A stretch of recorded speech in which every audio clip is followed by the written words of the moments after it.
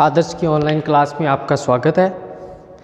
हमने अध्यारोपण प्रमेय सिद्ध करने के लिए लिखी थी।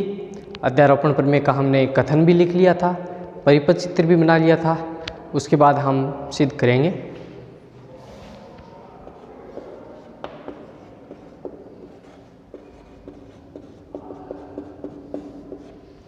हमने 3 चित्र बनाए थे परिपथ के लिए। अध्यारोपण प्रमेय को सिद्ध करने के लिए हमने 3 चित्र बनाए थे और हमने ये कहा था कि हम शाखा BC के लिए इस प्रमेय को सिद्ध करेंगे। हमारे पास समीकरण नंबर 3 प्राप्त हुआ था I1 के लिए। मैं एक बार दोबारा से लिख रहा हूँ। समीकरण नंबर 3 ये था I1 बराबर V1 R1 plus R2 plus R3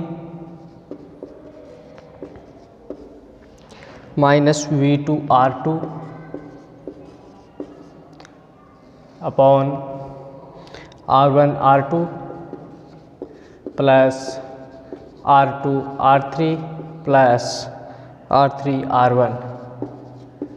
हमारे पास ये इक्वेशन नंबर 1 प्राप्त हो गई थी। उसके बाद हम आगे से पढ़ेंगे। ये हमारी इक्वेशन नंबर 1 है।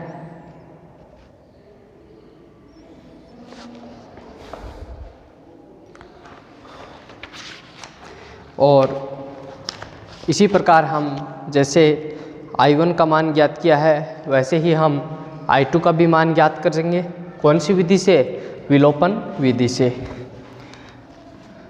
हम I2 का मान याद करेंगे तो हमारे पास I2 का मान आएगा I2 बराबर V1 R2 minus V2 R1 plus R2 बटा R1 R2 plus R2 R3 plus R3 R1। Equation number 4। ये इक्वेशन नंबर 3 है। देखिए, अतः BC शाखा में धारा का मान कितना होगा? I1 में से I1 को हम घटा देंगे। जो ही हम I1 में से I2 ये समीकरण घटाएंगे हमारे पास ये इक्वेशन बचेगी V1 R3 plus V2 R1 बटा summation R1 R2। Summation R1 R2 का मतलब तो हम जानते ही हैं, R1 R2 plus R2 R3 plus R3 R1। Equation number 5। देखिए, अब हम चित्र सेकंड की बात कर रहे हैं। आपने जो चित्र सेकंड कॉपी में बनाया है उसको निकालिए और उसमें देखिए चित्र सेकंड V1 स्रोत के लिए है। V1 स्रोत के कारण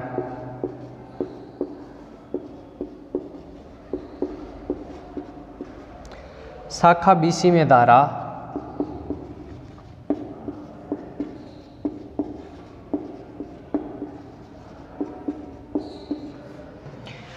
देखिए, ये हम शाखा BC में धारा का मान ज्ञात करेंगे। देखिए, सबसे पहले देखिए बिंदु AD पर A पहला है और लूप से घूमकर जो ही हम अंतिम बिंदु पर आते हैं तो वो कौन सा बिंदु है? D है। बिंदु AD पर कुल प्रतिबाधा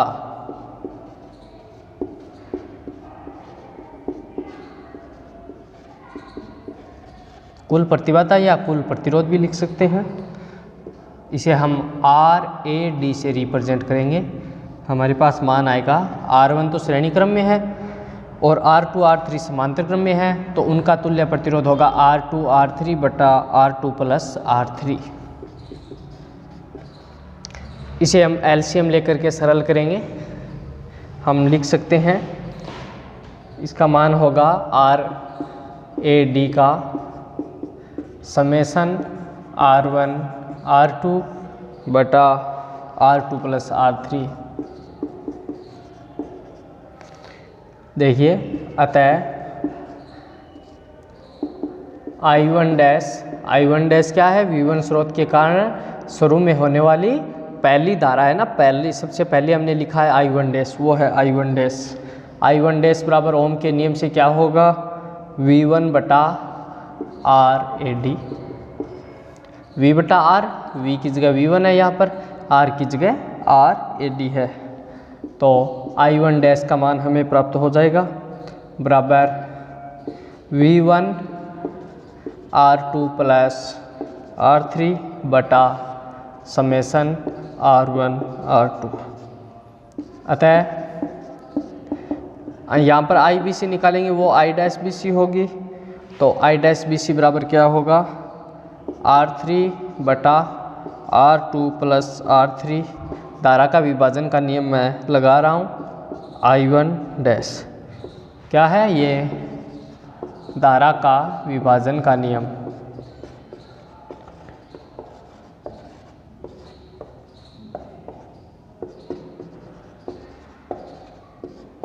धारा का विभाजन का नियम।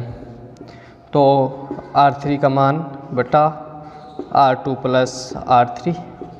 I1 डैश का मान यहाँ से हम रखेंगे, हमारे पास आएगा V1 R2 प्लस R3 बटा ये हो जाएगा R1 R2। ये इस ब्रैकेट से इस ब्रैकेट को हम काट देंगे। हमारे पास I डैश BC का मान क्या होगा, V1 R3 बटा समेसन R1 R2। इसे हम इक्वेशन नंबर दे देंगे 6। नोट करें इक्वेशन 6 तक। अब हम इसी प्रकार तीसरे परिपथ के लिए भी तीसरे चित्र से ज्ञात करेंगे।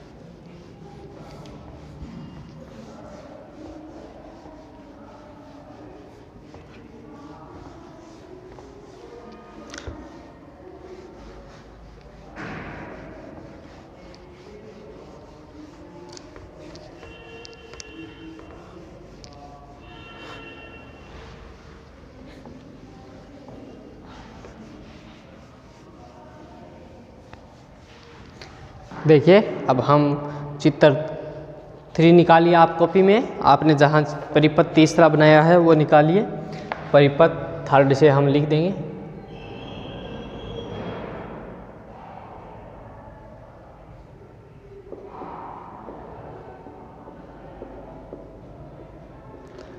तीसरे परिपथ को निकालिए। बिंदु EF पर,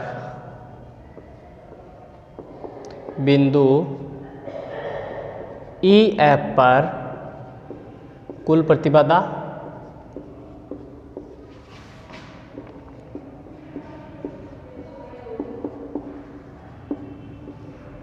EF पर कुल प्रतिबाधा कितनी होगी, हम इसे REF से रिप्रेजेंट करेंगे बराबर R3 प्लस R3 श्रेणी क्रम में है और R1 R2 समांतर क्रम में है।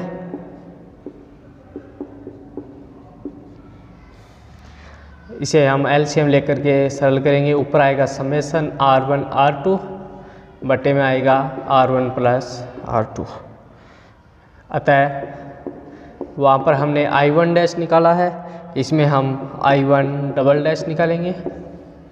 बराबर होगा ओम के नियम से V2 बटा REF बराबर होगा V2 R1 प्लस R2 बटा REF का मान होगा समेसन R1 R2। ये ऊपर चला जाएगा, बाकी R1 प्लस R2। धारा का विभाजन के नियम से भी हम निकाल सकते हैं I डबल डैश BC का मान बराबर R1 upon R1 plus R2 into I1 double dash, ये धारा के विभाजन के नियम से है।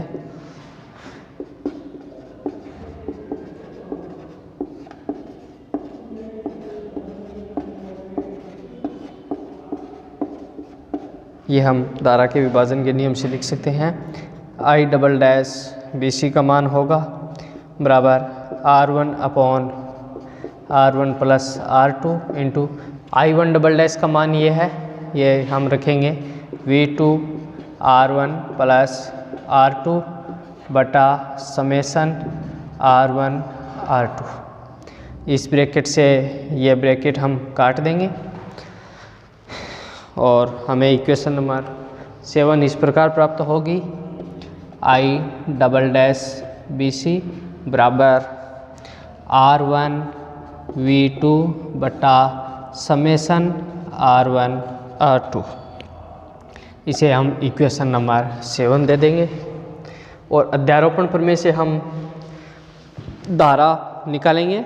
BC शाखा में धारा का मान अध्यारोपण प्रमेय से भी निकालेंगे हम।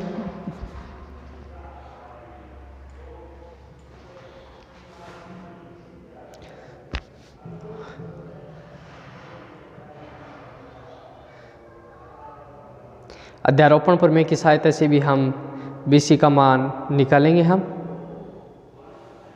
आप समीकरण नंबर 7 तक नोट करें। I डबल डैश BC बराबर R1 V2 बटा समेसन R1 R2।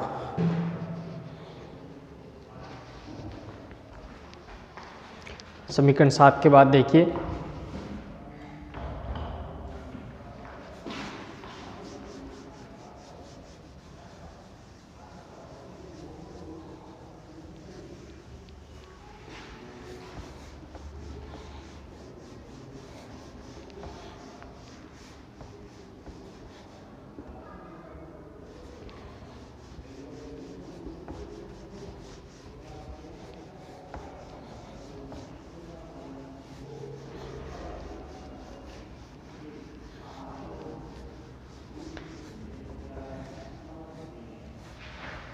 आगे देखिए अध्यारोपण प्रमेय से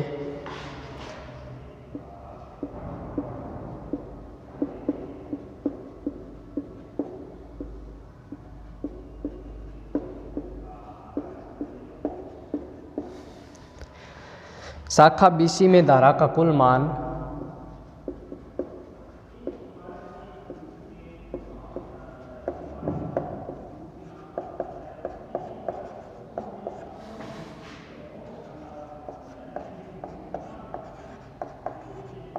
शाखा BC में धारा का कुल मान होगा I BC, यहाँ पर मैं शॉर्ट में लिख देता हूँ ST, सुपर पोजिशन थ्योरम यानी अध्यारोपण प्रमेय से I dash BC plus I double dash BC, इसका हम जोड़ देंगे बराबर V1 R3 plus V2 R1 बटा समेसन R1 R2।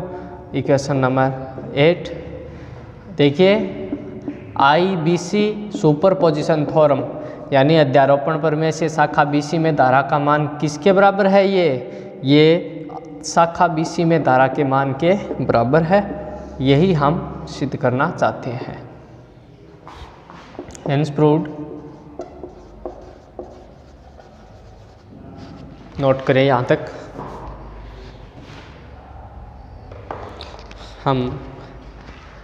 अब हम अगले प्रमेय की ओर बढ़ेंगे।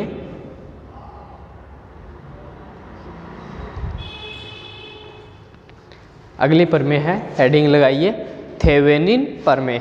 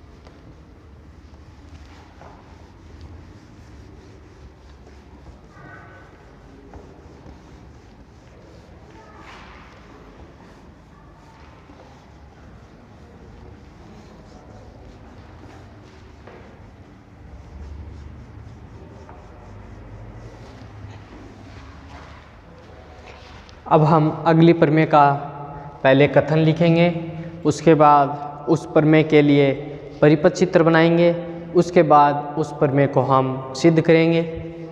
सबसे पहले हेडिंग लगाइए थेवेनिन प्रमेय।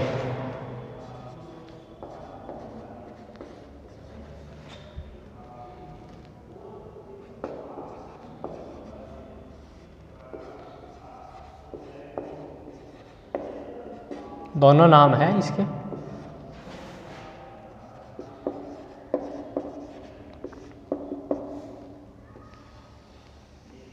बहुत ही महत्वपूर्ण प्रमेय है न्यूमेरिकल के लिए। देखिए, रैखिक प्रतिबाधाओं से युक्त कोई जटिल नेटवर्क को एक तुल्य परिपथ से प्रतिस्थापित किया जा सकता है जिसमें एक वोल्टा स्रोत तथा उसके श्रेणी क्रम में एक प्रतिबाधा हो। देखिए, रैखिक प्रतिबाधाओं से युक्त, नोट करिए प्रमेय का कथन, रैखिक प्रतिबाधाओं से युक्त कोई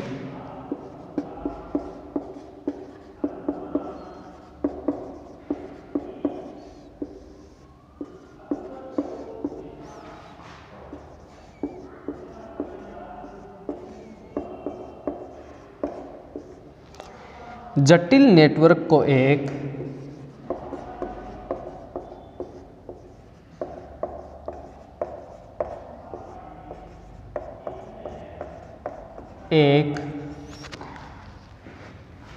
तुल्य परिपथ से प्रतिस्थापित किया जा सकता है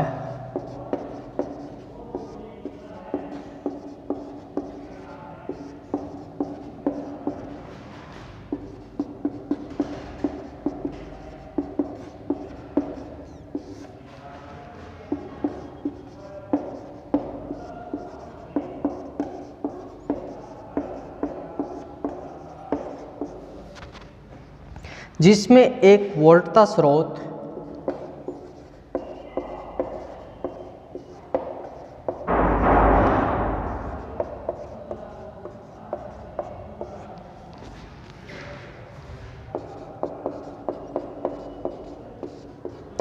वोल्टा स्रोत को हम EQ से लिख रहे हैं तथा उसके श्रेणी क्रम में एक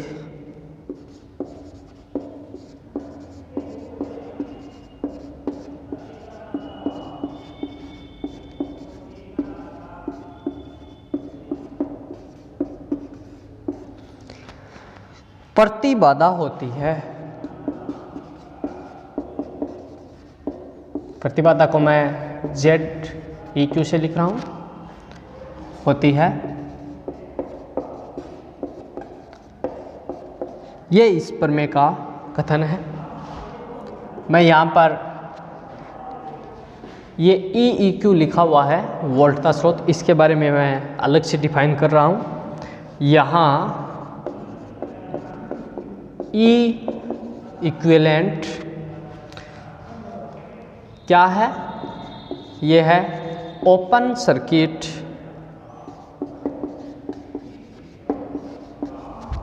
voltage at load line,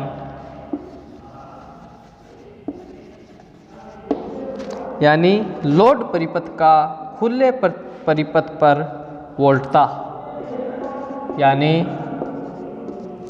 load परिपथ का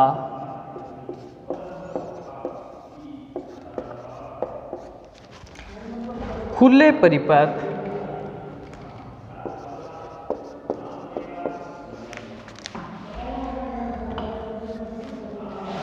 खुले परिपथ भी कह सकते हैं या खुले बिंदुओं भी कह सकते हैं। ये अभी हम परिपथ चित्र बनाकर स्पष्ट करेंगे कौन से बिंदुओं की हम बात कर रहे हैं। पर वोल्टता,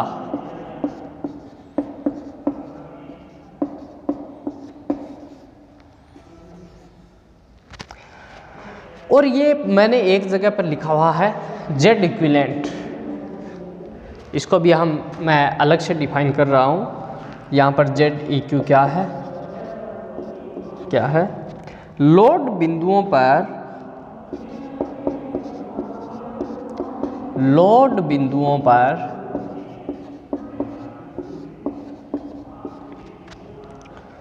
लोड प्रतिरोध के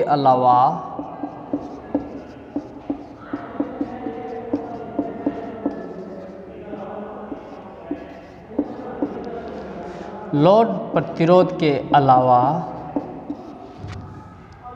शेष परिपथ की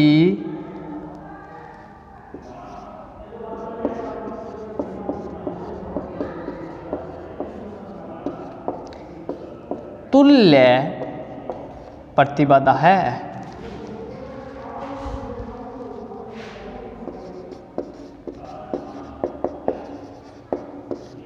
तुल्य प्रतिबाधा है जब सभी स्रोतों को उनकी आंतरिक प्रतिबाधा से प्रतिस्थापित कर दिया जाए।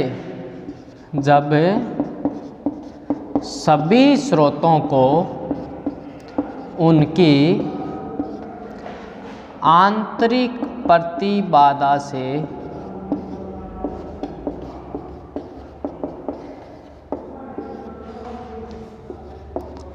प्रतिस्थापित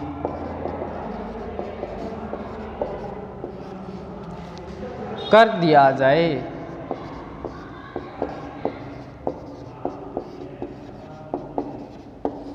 नोट करें। अब हम इस प्रमेय के कथन के प्रत्येक बिंदु को हम बारीकी से समझेंगे। रैखिक प्रतिबाधाओं से युक्त कोई जटिल नेटवर्क को एक तुल्य परिपथ से प्रतिस्थापित किया जा सकता है जिसमें एक वोल्टता स्रोत हो और उसके श्रेणी क्रम में एक प्रतिबाधा Z इक्विवेलेंट होती है। मैं इस प्रमेय के कथन के साथ साथ इससे अगली प्रमेय के कथन को भी आपको याद कराना चाहता हूँ। अगली प्रमेय का नाम होगा नॉर्टन प्रमेय। इस प्रमेय के कथन में जहाँ हमने श्रेणी क्रम लिखा है वहाँ पर अगर हम समांतर क्रम लिख दें और जहाँ वोल्टता स्रोत लिखा हुआ है वहाँ हम धारा स्रोत लिख दें तो हमें अगली प्रमेय का कथन नॉर्टन प्रमेय प्राप्त होगा, जो हम अगली प्रमेय पढ़ते समय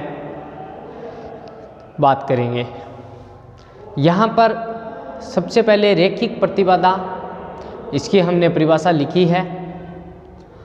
और कोई जटिल नेटवर्क दो प्रकार के होते हैं, एक तो सरल नेटवर्क, एक जटिल नेटवर्क।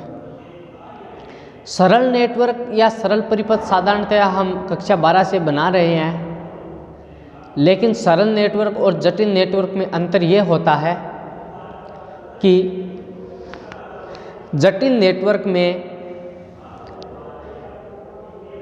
ऊर्जा के स्रोत एक से अधिक हो सकते हैं, जबकि सरल नेटवर्क में ऊर्जा का केवल एक ही स्रोत होता था जिसे हम बैटरी से दर्शाते थे। रैखिक प्रतिबाधाओं से युक्त कोई जटिल नेटवर्क को एक तुल्य परिपथ से प्रतिस्थापित किया जा सकता है जिसमें एक तो वोल्टता स्रोत और उसके श्रेणी क्रम में एक प्रतिबाधा Z इक्विवेलेंट होती है।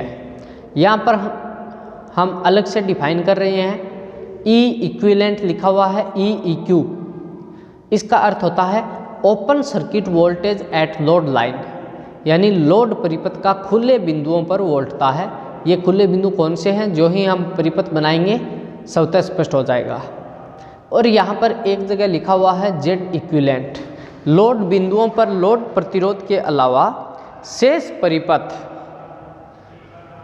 की तुल्य प्रतिबाधा है जब सभी स्रोतों को उनकी आंतरिक प्रतिबाधा से प्रतिस्थापित कर दिया जाए। यानी लोड बिंदु पर लोड प्रतिरोध के अलावा पूरे परिपथ की तुल्य प्रतिबाधा है। अब इस प्रमेय का हम चित्र बनाएंगे, चित्र को नोट करें।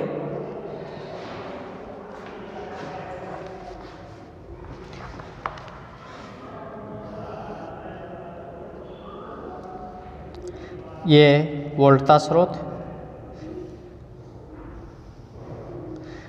ये प्रतिरोध R1, ये प्रतिरोध R2, ये प्रतिरोध R3।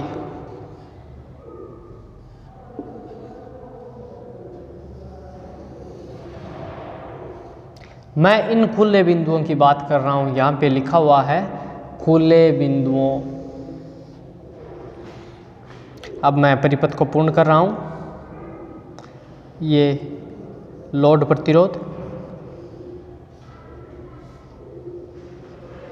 ये बैटरी का, ये पॉजिटिव, ये negative, voltage A B C D, ये बिंदु ई एफ, ये प्रतिरोध R1 R2 R3, धारा बह रही है I, ये लोड परिपथ, लोड प्रतिरोध में धारा बह रही है, इसमें IL है, यहाँ पे हम IL लिख देते हैं। ये लोड प्रतिरोध को हम RL से रिप्रेजेंट करते हैं। इसके नीचे हम नाम लिख देते हैं सर्किट प्रथम या परिपथ फर्स्ट। ये कोई जटिल नेटवर्क है, यहाँ पे लिखा हुआ है कोई जटिल नेटवर्क। अब इसको मैं एक तुल्य परिपथ से प्रतिस्थापित कर रहा हूँ। यहाँ पर देखिए मैंने 3 लाइन खींची है बराबर में, यानी इसके तुल्य मैं परिपथ बना रहा हूँ, उसमें मैं प्रतिस्थापित करूँगा।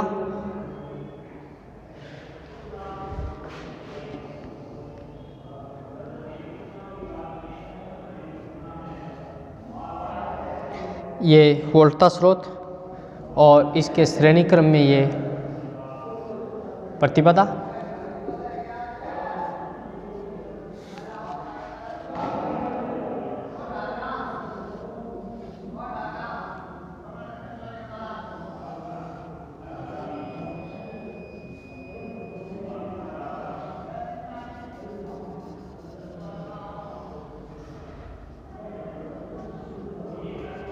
RL और इसमें बहने वाली धारा को हम I' से रिप्रेजेंट करेंगे। ये प्लस, ये माइनस, यहाँ पे देख लिख रहा हूँ मैं EQ।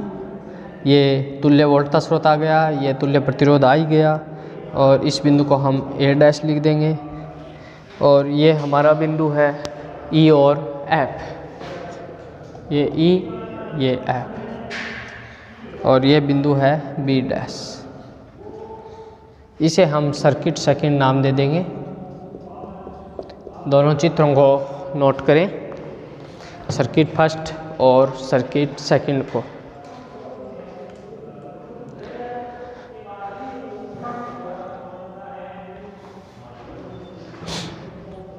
एक बार दोबारा कथन को पढ़ें और दिए गए परिपथ से दिए गए प्रमेय के कथन से मिलान कीजिए। रैखिक प्रतिबाधाओं से युक्त कोई जटिल नेटवर्क। हमारे द्वारा देखिए 2 परिपथ चित्र बनाए गए हैं। परिपथ चित्र फर्स्ट को ध्यान से देखिए, ये कोई जटिल नेटवर्क है। इस जटिल नेटवर्क को एक तुल्य परिपथ से प्रतिस्थापित किया जा सकता है। हमने तुल्य परिपथ से प्रतिस्थापित कर दिया और इसमें एक वोल्टता स्रोत है E इक्विवेलेंट, और इस वोल्टता स्रोत के श्रेणी क्रम में एक प्रतिबाधा है Z इक्विवेलेंट।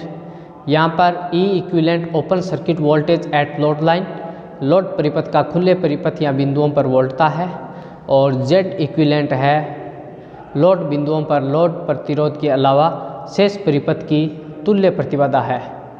कब? जब सभी स्रोतों को उनकी आंतरिक प्रतिबाधा से प्रतिस्थापित कर दिया जाए। पहले सर्किट और दूसरे सर्किट दोनों से प्रमेय के कथन को मिलान कीजिए। प्रमेय का कथन कह रहा है उसके अनुरूप ही परिपथ चित्र सेकंड बनाया गया है। परिपथ चित्र फर्स्ट में उनके स्थान पर, प्रतिरोधों के स्थान पर और रैखिक प्रतिबाधाओं से युक्त इस पूरे परिपथ को प्रतिस्थापित किया गया है। इसके बाद इस प्रमेय को हम अगले वीडियो में सिद्ध करेंगे। सभी विद्यार्थियों को बहुत बहुत धन्यवाद।